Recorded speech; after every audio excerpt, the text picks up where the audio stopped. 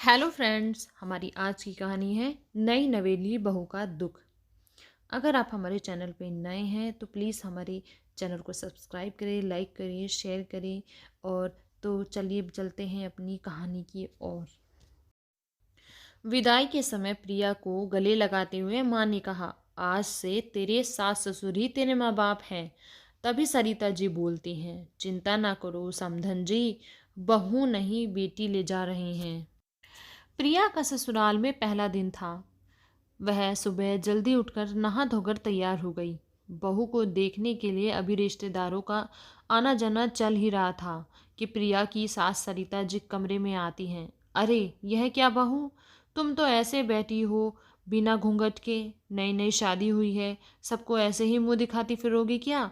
चलो घूंघट कर लो। प्रिया को पहले ही दिन अपनी सास सरिता जी से ऐसे व्यवहार की उम्मीद न थी। शादी के पहले फ़ोन पर जब भी बात होती थी तो हमेशा यही कहती थी, रिया की तरह तुम भी हमारी बेटी हो, बेटी बेटी की तरह रखेंगे। फिर ये क्या? प्रिया ने सोचा शायद अभी रिश्तेदारों का आना जाना है इसलिए ऐसा कह रही हूँ। प्रिया ने उनकी बातों को दिल से नहीं लगाया और लंबा घूंघट करके बैठ गई।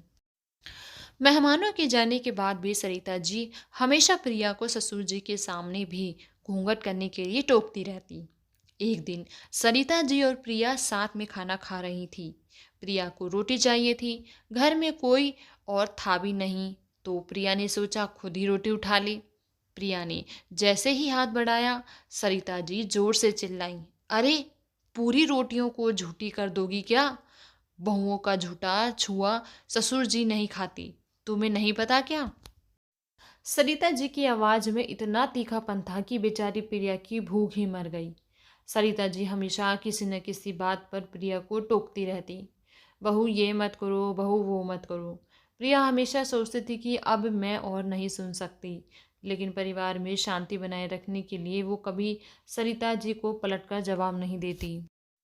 हमेशा हंसमुख और चंचल रहने वाली प्रिया गुमसुम रहने लगी। ससुराल में उसे घुटन सी होने लगी। प्रिया के मायके से जब भी कोई मिलने आता, सरिता जी सबसे पहले यही बोलती फिरती कि प्रिया तो हमारी बेटी है और हम उसके माँ बाप बिल्कुल बेटी की तरह रखते हैं। एक दिन प्रिया और उसकी ननद रिया किसी बात को लेकर जोर जोर से हंस रही थी। तभी सरिता जी गुस्से से बोली, बहुएं इतनी जोर से हंसती हैं क्या? पड़ोसी भी सोच रहे होंगे, इनकी बहू तो जोर जोर से हंसती है, जोर जोर से बोलती है। तुम्हारे माँ बाप ने कोई संस्कार नहीं सिखाए क्या? माँ बाप के संस्कार पर सवाल उठाने पर प्रिया से रहा न गया। वह बोल उठी, माँ जी, आज आप मुझे बता दीजिए कि मुझे यहाँ बेटी की तरह रहना है या बहू की तरह। एक और तो आप सबसे यही बोलती फिरती हैं कि प्रिया को हम बेटी की तरह रखते हैं, तो क्या बेटियां हमेशा घर में घूंघट में रहती हैं?